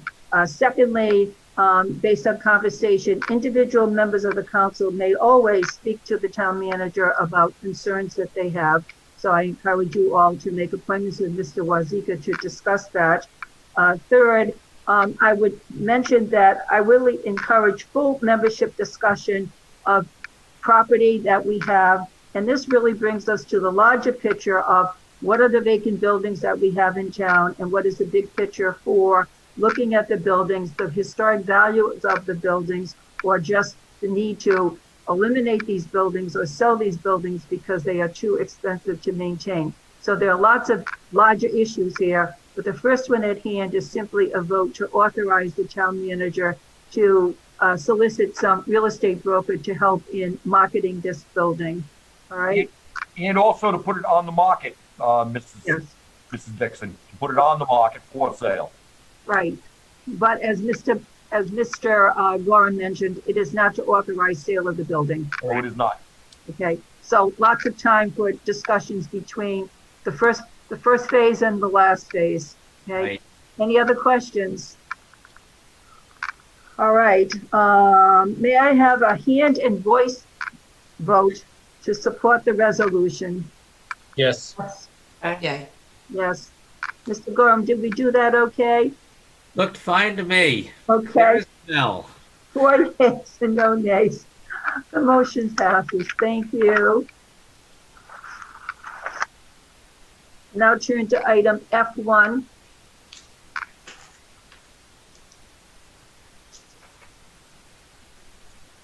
This is for a public hearing on the Article 10 earth removal, sand and gravel extraction. I just want to mention that I was notified this afternoon by legal counsel that the Planning Commission must discuss the proposed amendment and provide an advisory opinion to the council before the council votes. The Planning Commission will discuss the proposed amendment on March 24th, 2021, and give an advisory opinion. The open hearing that we have scheduled for tonight will take place tonight as advertised. The council can discuss amendments, and the open hearing will continue on April 12th at 7 o'clock, during which time the council will get the advisory opinion and the council will then vote. Before we move to an open public session, I just want to provide some explanation for the council and for the public of the sections which have been recommended. Before I do that, Mr. Wazika, do we have anyone? Well, first of all, we have to have an opening for the public hearing first. So we'll do that. We'll have a motion for that. We have a motion to open the public hearing. I'll make a motion. Thank you. Do I have a second? I'll second it. Thank you. May we have a hand and voice vote to open the public hearing? Yes. Oh no, this is faster. For important decisions, we'll go back to Madam Clerk. It's okay with all of you. 4 yeas, no nays. The motion passes. The public hearing is now open. Mr. Wazika, do we have members of the public who would like to speak? We have 23 members in the public currently. If anyone in the public would like to speak on this matter, please raise your hand and I will bring you into the meeting. For the members of the public, if you would like to speak on this matter, please raise your hand. I'll bring you into the meeting. If I do so, please state your name, spell your last name, and state your address, please. One more time. Is anyone in the public would like to speak on this matter? Please raise your hand. Madam Chair, going once, going twice. We have no takers. Mr. Wazika, We will be we're not closing the meeting we're not closing the public hearing tonight anyway. No, we're not. We're just asking I for, would suggest that, Madam President, I think you said that you were going to give a quick overview. If you'd like, I can do that, of all of the changes, all the significant changes in Article 10. I'll be prepared to do that, but since you and Mr. D'Agostino worked with former members of the council and with me to put together these amendments, I'm very happy to have you discuss it or present it to the council. Okay, sure. And by the way, members of the public, I think the way we've set this up, if they have questions after this very brief presentation I'm going to make, they're certainly welcome to put them forward as part of the public hearing. So I'll go by page numbers in the agenda packet that's available online to everyone. Page 31, there's a change that establishes a 2-year length of the license before renewal. We didn't have that before. Also on page 34, section 1024, there's a $500 fee. Also, I'm sorry, going back to page 31, importantly, there's a Right to Farm Act protection for any established agricultural operation. Some of the folks in the western end wanted that to be put in, and the president was good enough to put that in. Mr. Gorham, in addition to page references, perhaps you can give the section number. So the permit for 2 years is section 1013 for members of the council who are following along. The exemption for operations that are part of an existing and established agricultural operation, that is section 1012D. Thank you. Also at section on page 34, section 1026, there is a requirement that an advisory opinion be rendered by the planning board to the zoning board for any permit under this article, which is actually part of the Zoning Enabling Acts. It's Title 45, Section 24, Section 49. Page 35, Section 1036, the hours of operation can be modified after hearing if there is application and need shown for that. Page 38, section 1072, there's an automatic 6-month review. Page 38, section 1080, in addition to everything else, the zoning board is empowered to impose certain additional nuisance prevention measures, which are delineated in there. I'm not going to go through all of them. And page 36, section 1042, if any such operation is to be approved, it must be at least 1,000 feet from any occupied dwelling. I think I missed one section number for the, oh, you told us what the Right to Farm Act section was. Thank you, Madam President. I think that concludes my comments. Okay, a couple of things I would just like to add. In section 1080, we talk about nuisance avoidance. We have a number of ordinances that use the word nuisance, but don't really define what it is. There's an attempt in this ordinance to at least put some parameters around what could be considered a nuisance. And that would be a good step forward for us because there are some members of our community that feel that some activities going on in their community are a nuisance, but we don't have real good definitions for that. So this is an attempt for us to do that. The other thing that I think is noteworthy is that when a permit is renewed, usually the old ordinance is in operation. So we've had some activities going on for maybe 5, 10, 15 years, and ordinances may have changed in that period of time, but the old ordinance is in operation. So this says that once a permit is given, ordinances may change, but the commercial operations continue over under the old ordinances. We need to protect our citizens. So this requires that if there is a renewal of an application, because a permit has expired, that the new ordinances then apply to the new permit. So I think that that's very important in protecting our citizens, because as we know, things change over the period of years. Ordinances change, and we want the new ordinances to apply for new permitting. Mr. LeBlanc. Thank you. I just have a quick question on section 1026. What's the significance of removing the word public right before hearing twice? I just wanted to ask that question. That's page 34, I believe. Yeah, 34 out of 42, section 1026. It still says hearing, but we just got rid of the word public. Receipt of a complete application, the Planning Commission shall conduct a hearing on the proposal. At the hearing, the town engineer and director of planning. Oh, yes. Do you want to speak to that, Mr. Gorham? Yeah.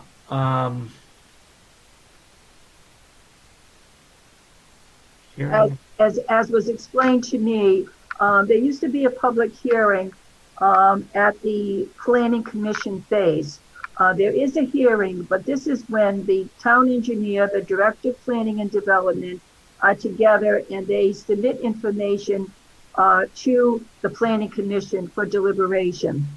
Then that advisory opinion then goes to zoning, and it's at that point where there is a public hearing.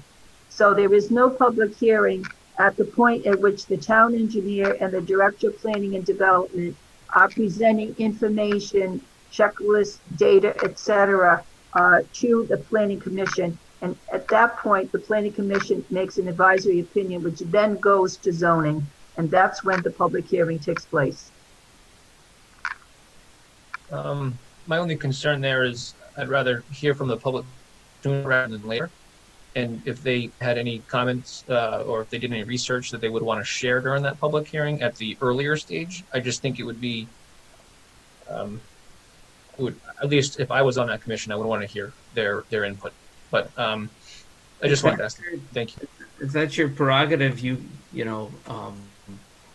at the next meeting, I would suggest, when we meet on the date that the president specified, you can certainly prepare an amendment and demand that it be a public hearing, Member LeBlanc. It's really your call. I wouldn't demand it. I will make the suggestion, but thank you. You can put in an amendment if you wish. Yeah. Okay, so you can do that. Ms. Ludwig. So President Dixon, on the nuisance avoidance in section 1080 on Yes. page 38 of 42, Yes. can we consider putting in an amendment to include noxious odors? We did have a situation in District 2 less than a few years ago where a extremely strong sulfur smell was occurring somewhere on Coventry Town. I don't know if that was ever addressed, but it kind of went away at some point, but it was around for several weeks. It just, there is a rock quarry out there, and I'm not saying that they were the reason, but if we're going to have a nuisance avoidance, we should probably also include noxious odors that may arise out of digging into the earth. You could certainly add an amendment to that. Mr. Gorham, weigh in on this. Yeah, and when I offered, when I said that Member LeBlanc can offer an amendment, if you want, we can prepare the amendment for you for the hearing coming up. Same for you, Member Ludwig, Vice President Ludwig. The one thing I would point out, however, the Zoning Enabling Act, which is the act that the General Assembly passed that enables all zoning, you should know that there is a section in that act that says that nothing in the Zoning Enabling Act or in any ordinance proscribes the regulation of nuisances by the town. So if something is truly a nuisance and it just transcends all zoning and it's just a bad thing that needs to be remedied, the town can still do that, even if the zoning ordinance doesn't proscribe it. The difficulty is that the burden of proof is much more difficult to meet, because if we have it all delineated in an ordinance, all we have to do is enforce the ordinance and prove that the rule is fair and that it's consistent with the Zoning Enabling Act.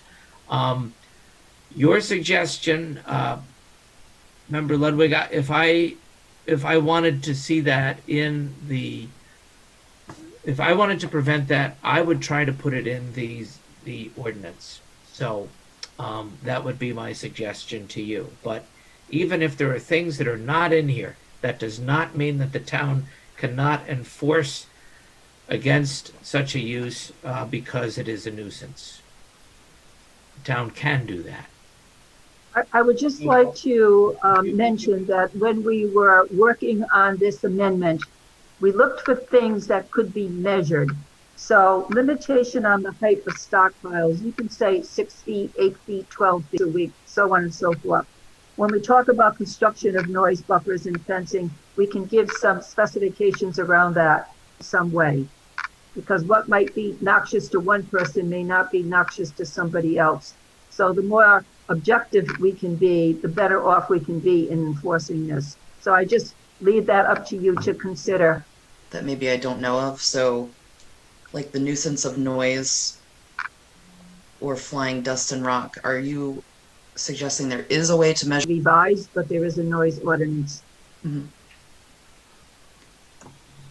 Okay, I will think about it a bit. And Ordinance too. So it's just a recommendation to consider. Motion from the council to adjourn. Do we want to open it up for regular public comment? Open. Are there members of the public who would wish to speak at this time? Madam President, we currently have 21 members in the audience, and at the present time, we have no hands raised at all. I will just make the announcement if anyone in the public would like to comment on any topic. This is your time to do it. Please raise your hand. I'll bring you in. State your name, spell your name, and give your address, please. Again, anyone in the public that would like to speak, please raise your hand. Madam President, we have no one at this time. Thank you. Thank you for members of the council for reminding me that I forgot about public comment. We've had such a lively discussion this evening. It just seemed that we have been discussing everything, but certainly we always have to leave room for public comment. So thank you so much. Do I have a motion from the council to adjourn? May I have a motion? I'll make that motion. Do I have a second? I'll second it. May I have a voice and hand raised for Aye. adjournment? Aye. Yes. Aye, okay. 4 ayes, 4 nays, the motion passes. The meeting is adjourned at 8:38 p.m. Night. Early night. Night, everyone. Thank Good you. night, everyone. Bye-bye.